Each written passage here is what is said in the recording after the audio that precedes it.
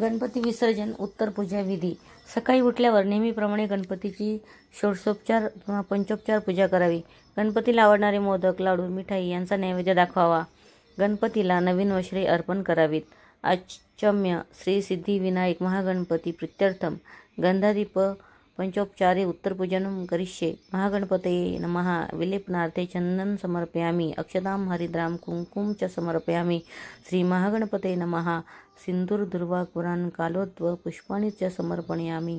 वरीलप्रमाणे मंत्र म्हणून गणपतीला गंध, फुले, अक्षता, हळद, कुंकू, दुर्वा, शेंदूर हे उपचार व्हावेत.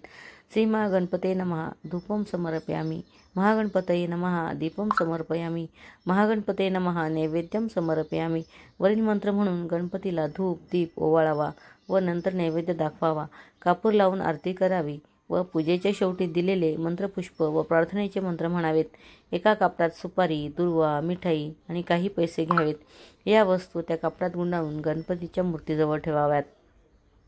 विसर्जनापूर्वी गणपतीची मनोभावे आरती आणि जय जयकार करावा.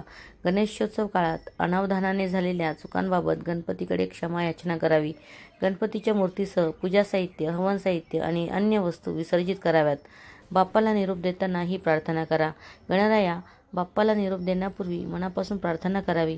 देवाला सांगणे करावे. साकडे घालावे. देवा गणराया, मी आपल्या चरणांचा दास आहे.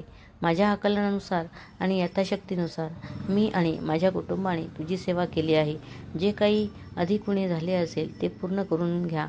माझ्या हातून, माझ्या मुलाबाळांच्या हातून घडलेल्या अपराधांना क्षमा करा. सपरिवार आमचे रक्षण करा. सर्वस्वी मी आपला दास आहे.